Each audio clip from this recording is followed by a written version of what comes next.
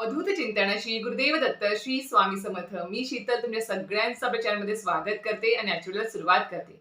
मंडळींनो, आता लवकरच येत्या 15 तारखेला त्रिपुरारी पौर्णिमा आलेली आहे आणि त्या पौर्णिमेपासूनच आपल्या तुळशी विवाहाला प्रारंभ होणार आहे. ते 2 ते 3 दिवस आपले तुळशीचे विवाह सुरू राहतील. आपणास माहिती असेल की तुळशीचा विवाह ज्यावेळेस आपण घरामध्ये करतो त्यामध्ये गोडवा आणणाऱ्या जी गोष्ट आहे ऊस, हा ऊस जो आहे तो मामाची भूमिका बजावत असतो. तर अशा प्रकारे मी सांगू इच्छिते आहे की आजचा जो व्हिडिओ आहे तो लग्न कार्यावरती असणार आहे, की ज्यांच्या घरामध्ये मुलं मुली आहेत, म्हणजे उपवर वधू वर आहेत, ज्यांची लग्न जमत नाही आहेत, सगळ्या काही व्यवस्थित गोष्टी आहेत, सगळं काही म्हणजे सर्व गुण संपन्न मुलं मुली घरामध्ये आहेत, तरी सुद्धा त्यांची लग्न जमत नाही आहे, मनासारखा जोडीदार मिळत नाही आहे किंवा लवकर विवाह जमत नाही आहेत, विवाह कार्यामध्ये अडथळे निर्माण होत आहेत, लग्न जमत आहे काही ना काही कारणास्तव लग्न परत मोडलं जात आहे किंवा पाहिजे तसं स्थळ जसं पाहिजे आहे तसं मुला मुलींसाठी भेटत नाही आहे.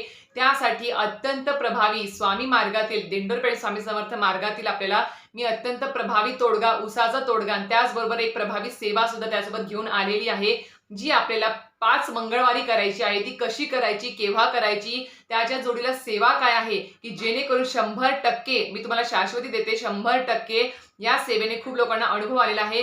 या सेवेने त्वरित वधू वरांचे लवकरात लवकर इच्छित ठिकाणी लग्न जमतात आणि त्यांचं पाहिजे जशी त्यांना म्हणजे जसं मुलगा किंवा मुलगी हवी आहे जशी त्यांना मनासारखा जोडीदार देखील भेटू शकतो या सेवेने. पण त्यासाठी फक्त तुम्हाला हवी आहे ते म्हणजेच ना म्हणतात ना की संयम हवा आहे आणि त्याचबरोबर तुम्हाला ती जी काही सेवा सांगणार आहे ती अत्यंत पवित्र मनाने श्रद्धा ठेवून ती सेवा करायची आहे, तो तोडगा करायचा आहे, की जेणेकरून तुम्हाला लवकरात लवकर त्याची फळप्राप्ती ही होईल. तर तो कसा करायचा हे जाणून घेण्यासाठी नक्कीच तुम्हाला व्हिडिओ पूर्ण बघावा लागेल, स्किप न करता बघावा लागेल, जेणेकरून तुम्हाला संपूर्ण माहिती व्यवस्थित कळेल. चला तर व्हिडिओला सुरुवात करूया.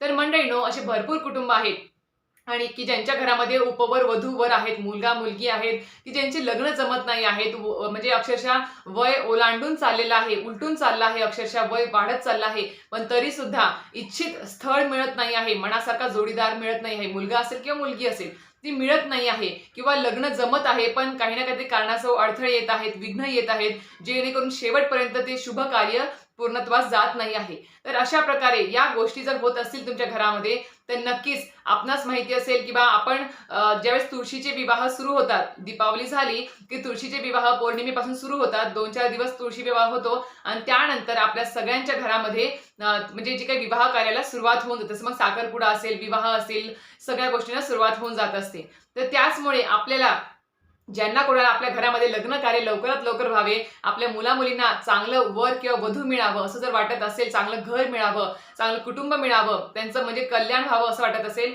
तर नक्कीच हा उपाय प्रभावी उपाय आहे, तोडगा आहे, तो नक्कीच मनोभावे श्रद्धेने करा. तर काय करायचं आहे आता आपणास माहिती असेल, आज रविवार आहे, उद्या सोमवार आणि परवा मंगळवार. तर येत्या मंगळवारी आता भरपूर ठिकाणी बघा ऊस तुम्हाला भेटून जाईल, कुठेही भेटून जाईल, गावाकडे असेल तर तुम्हाला शेतामध्ये ऊस भेटून जाईल. अख्खा पूर्ण शेंड्या सकट तुम्हाला ऊस आणायचा आहे, शेंड्या सकट पूर्ण ऊस तुम्हाला बाजारातून घेऊन यायचा आहे किंवा शेतातून घेऊन यायचा आहे. आणल्यानंतर म्हणजेच मंगळवारी सकाळी तुम्हाला तो ऊस आणायचा आहे आणि जी काही सेवा करायची ती 5 मंगळवारी तुम्हाला करायची आहे. तर ही मंगळवारी तुम्हाला सकाळी सकाळी जाऊन ऊस घेऊन यायचा, घरी आणल्यावर त्याला स्वच्छ धुवून घ्यायचं आहे, स्वच्छ धुवायचं आहे त्या म्हणजे जो ऊस आहे त्याला, आणि त्याला आपले जो काही देव्हार आहे घरामध्ये, अधिष्ठान आहे स्वामींचं असेल किंवा आपलं देवघर असेल त्याच्या समोर पाटावरती वस्त्र अंथरायचं, शुभ्र वस्त्र, लाल घ्या, कुठलं पिवळ्या कलरचं घ्या, ते अंथरायचं, त्याच्यावरती ऊस ठेवायचा आहे, धुतलेला ऊस. आणि त्याला ऊस धुतल्यानंतर पाणी गळत असेल तर स्वच्छ पुसून घ्या. त्यानंतर त्याला पाटावरती ठेवायचं आहे, आडवा ठेवायचा पाटावरती. ठेवल्यानंतर आता ही पूजा कोणी करायची, सेवा कोणी करायची, तुमच्या घरामध्ये जी मुलगा मुलगी लग्नाला आलेले आहेत त्यांनीच ही सेवा करायची आहे, ही पूजा करायची आहे. तर आता काय करायचं, मुलगा असेल समजा मुलाचं लग्न करायचं आहे तर मुलाने शुभ्र वस्त्र परिधान करायचे आहेत. मग तुम्ही शर्ट पॅन्ट घाला, झब्बा पॅन्ट घातला तरी चालेल, कुठेही बरमुडा किंवा नाईट पॅन्ट घालून ही सेवा तो उपाय करू नका. शुभ्र शर्ट पॅन्ट घालून करा, पंचा असेल तर पंचा घालून केले तरी चालेल. तर तुम्हाला आसन घ्यायचं आहे, त्या उसासमोर तुम्हाला आसनावरती बसायचं आहे, देवघरामध्ये धूप दीप लावून घ्यायचा आहे आणि मुलाने म्हणजे हे कपडे वस्त्र परिधान करायचे आहेत. आणि मुलगी असेल तर मुलीने काय करायचं आहे, त्या उसाची पूजा करताना किंवा सेवा करताना ही लग्न कार्यासाठी, तर त्या उपवर वधूने म्हणजेच लग्न जमणाऱ्या मुलीने, जिचं लग्न करायचं आहे त्या मुलीने साडी, नाकामध्ये नथ, कानातले, पायात पैंजण, हातामध्ये हिरव्या बांगड्या आणि डोक्यावर पदर, कपाळी कुंकू किंवा टिकली असायलाच पाहिजे. ह्या सगळ्या गोष्टी, वस्त्र, अलंकार धारण करायचं आहे आणि मगच त्या जिचं लग्न करायचं त्या मुलीचं, तिने ती पंचोपचार पूजा त्या उसाची करायची आहे. ऊस धुवून घेतलेला आहे स्वच्छ. त्यानंतर त्या उसाला तुम्हाला म्हणजे मुलगा आणि मुलगी ज्यांचे लग्न करायचे आहेत त्यांनीच ही सेवा पूजा करायची आहे. हळद, कुंकू, अक्षदा, फुलं अर्पण करायचे, हार अर्पण करायचा आहे. त्याचबरोबर एक जानवं जोड कुठेही भेटून जाईल, ते जानवं तुम्हाला उसामध्ये अडकवायचं आहे. अशा प्रकारे तुम्हाला त्या उसाची पंचोपचार पूजा करायची आहे. घरातल्या कोणीही करायची नाही, फक्त जिचं लग्न जमवायचं आहे मुलाचं आणि मुलीचं त्यांनीच करायचं आहे ही सेवा. ही पूजा, पंचोपचार पूजा केली, गोड नैवेद्य दाखवायचा. हे केल्यानंतर आता तुम्हाला त्या उसाच्या समोर, मंगळवारी उस आणला, पंचोपचार पूजा केली, त्या उसाच्या समोर बसून तुम्हाला दुर्गा सप्तशती या ग्रंथाचे तुम्हाला 14 पाठ करायचे आहे. आता 14 पाठ म्हणजे मंगळवारी ऊस आणला, पंचोपचार पूजा झाली, संकल्प करायचा की आजपासून माझे म्हणजे संकल्प तुम्हाला माहिती आहे, नाव गोत्र सांगायचं, तुमचं इच्छित जे काही तुमची इच्छा आहे कुठल्या कार्यासाठी, म्हणजे माझं लग्न लवकर जमावं किंवा मला इच्छित वर प्राप्ती व्हावी, वधू प्राप्ती व्हावी, चांगलं कुटुंब मिळावं, चांगलं स्थळ मिळावं, लवकरात लवकर मिळावं किंवा लग्न कार्यात कुठलेही अडथळे निर्माण होणे, अशी तुम्हाला इच्छा व्यक्त करायची, जी काही असेल ती लग्न कार्यासंबंधित ती सांगायची. आणि ही इच्छा पूर्ण होण्यासाठी मी 14 दुर्गा सप्तशती या ग्रंथाचे कुलस्वामिनीचे माझ्या पाठ सुरू करणार आहे. ती सेवा माझ्याकडून तुम्ही संपूर्ण म्हणजे पूर्णत्वास न्या, ती माझ्याकडून पूर्ण करून घ्या, असं तुम्हाला त्या संकल्पामध्ये बोलायचं आहे. आणि ते पाणी जे हातात ते ताम्हणात सोडायचं आहे. आणि त्या दिवसापासून, मंगळवारपासून तुम्हाला 14 पाठ हे दुर्गा सप्तशतीचे करायचे आहेत. जर तुम्हाला एका दिवशी मंगळवारी समजा 2 पाठ करता आले सकाळ संध्याकाळ तरीही चालेल, काही हरकत नाही. पण मंगळवारी आणि ही जी पंचोपचार पूजा आहे उसाची, म्हणजे त्या पहिल्या मंगळवारपासून तुम्हाला 14 पाठ सुरू करायची आहेत. त्या एका दिवसात 2 पाठ करू शकता, सकाळी किंवा संध्याकाळी. दुर्गा सप्तशती ही पोथी तुम्हाला सगळ्यांना माहिती असेल. आपल्या 3.5 शक्तिपीठांपैकी जी कोणती आपली कुलस्वामिनी आहे तिच्या संबंधित कुठलीही असू दे, तिच्यासाठी तिची सेवा म्हणून तुम्हाला, तिचा नाममंत्र असेल किंवा सेवा म्हणून तुम्हाला दुर्गा सप्तशती या ग्रंथाच्या पोथीचं पाठ करायचे आहेत. कारण की आपणास माहिती असेल, आपल्या कुळाचा उद्धार करणारी, आपल्या कुळाचे आई वडील जे आहेत ते आपले खंडोबा कुलदैवत आणि आपली कुलस्वामिनी ती कुलदेवी आहे. त्यांची जर तुम्ही मनोभावे श्रद्धेने पूजा अर्चा केली, मंत्र स्तोत्र पाठ जर त्यांच्या पोथीचे केले आणि त्यांचा मान सन्मान जर केला वेळोवेळी, तर नक्कीच तुमच्या घरामध्ये शुभ कार्य हे घडतात, म्हणजे घडतात, हे शाश्वत सत्य आहे.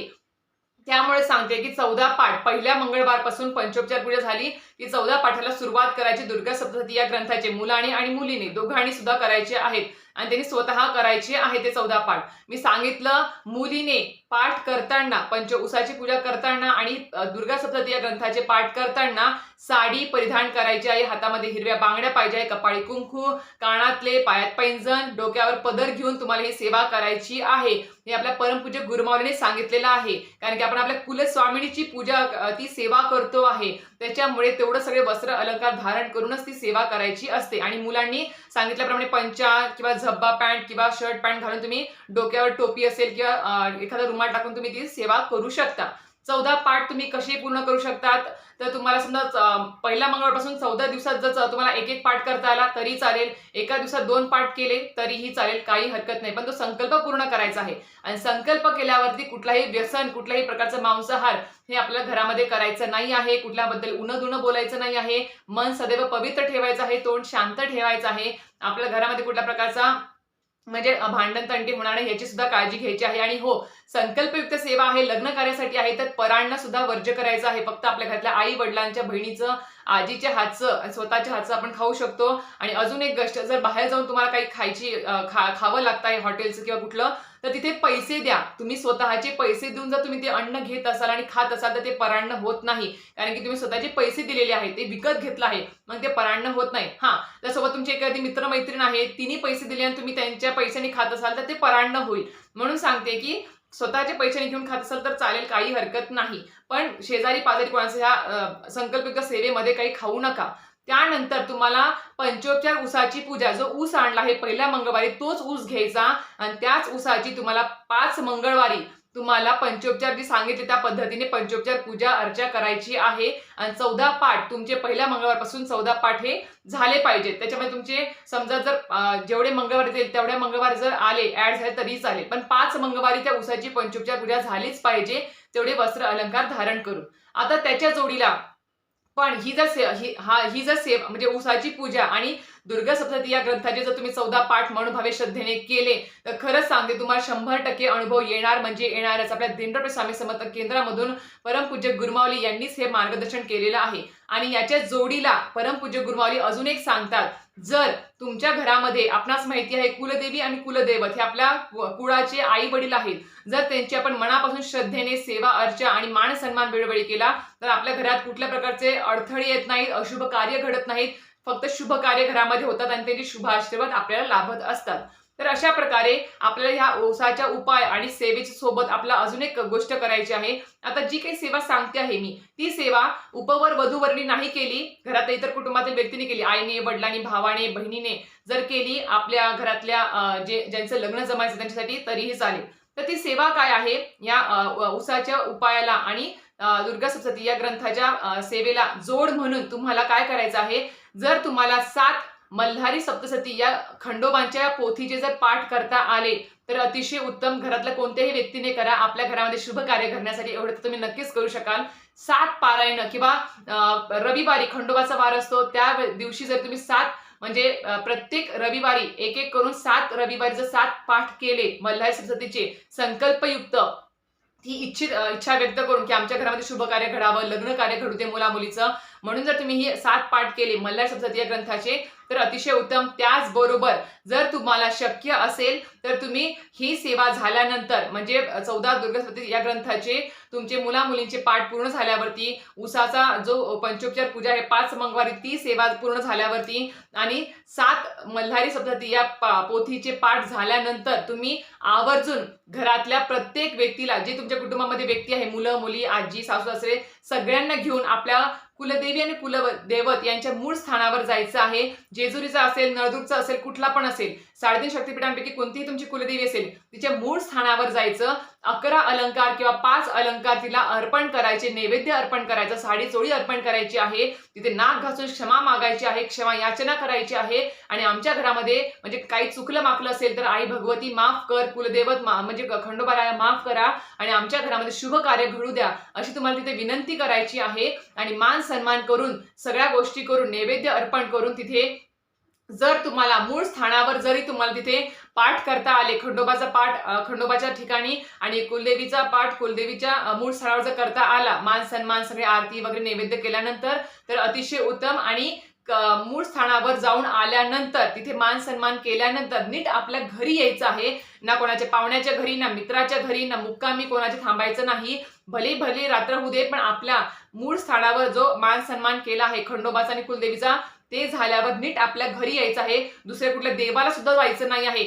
आपल्या कुलदेवी कुलदेवतांच्या मूळ स्थानावर जी काही ऊर्जा असते ती आपल्या पायावरती आपल्या घरीच आणायची असते आपल्याला, ना की कोणाच्या घरी जाऊन. कसं असतं, आपण समजा मान सन्मान केला आणि चला बाबा आता मुक्काम म्हणून आपल्या पाहुण्याच्या घरी जाऊन भेटून येऊ बाबा, मित्राच्या घरी जाऊन भेटून येऊ बाबा, किंवा इथे जवळपास एक देव आहे देवस्थान तिथे जाऊन येऊ बा, तर ती सगळी ऊर्जा तिथे केंद्रित होऊन जाते, तिथे संपून जाते. मग आपल्या घरी काही ती ऊर्जा येत नाही कुलदेवी कुलदेवतांची. त्याच्यामुळे सांगते आहे की बा येताना नीट मान सन्मान झाला की नीट आपल्या घरी यायचं आणि घरी येऊन काय करायचं, एखाद्या कुलदेवीचा वार बघायचा मंगळवारी, त्यावेळेस तुम्ही कुमारिका किंवा एखादी सवाष्ण जीव घालायची, तिची ओटी भरायची आणि घरामध्ये पूर्णपणे नैवेद्य करायचं. म्हणजे काय असतं, आपल्या पायावाटे जी देवीची ऊर्जा किंवा देवी आपल्या घरी आली असते तिची पाठ परतवणी करायची असते. आणि कुलदैवत खंडोबारायांचं कसं करायचं असतं, एखाद्या रविवारी आपल्याला 5 मुलं जीव घालायची किंवा एखादा मुलगा जीव घातला, त्याचा मान सन्मान केला तर त्याच्या आणि गोडधोड घरामध्ये करायचं. अशा प्रकारे तुम्ही त्याची पाठ परतवणी खंडोबारायांची परत करायची असते आपल्याला.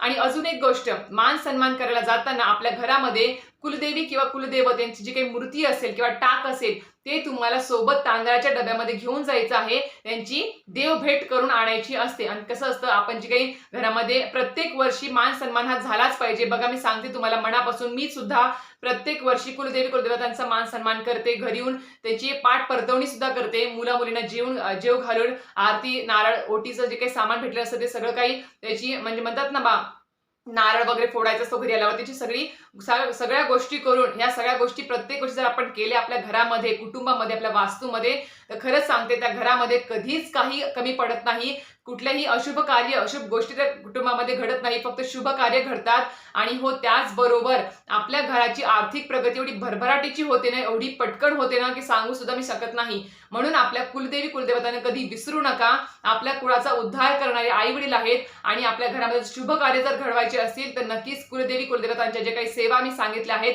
व्हिडिओमध्ये, आज तुम्हाला तोडगा सांगितला, तर नक्कीच मनोभावे श्रद्धेने करा. बघा, मनासारखा जोडीदार तुमच्या मुला-मुलींना भेटेल, मनासारखं स्थळ तुमच्या मुला-मुलींना भेटेल आणि लवकरात लवकर देखील लग्न जमून येईल. तर अशा प्रकारे तुम्हाला उपाय तोडगा कळाला असेलच. 100% शाश्वती देणारा हा उपाय तोडगा आहे. मनोभावे श्रद्धेने करा. आणि हो, याच्या जोडीला घरामध्ये नित्य सेवा स्वामींची झालीच पाहिजे, पंचमहायज्ञ झालाच पाहिजे. प्रत्येक व्हिडिओमध्ये मी गोष्ट सांगत जाणार आहे, कारण की खूप लोकांना विसर पडतो, कारण की खूप लोक फक्त तोडगा आणि उपायच करतात, सांगितलेली सेवाच करतात.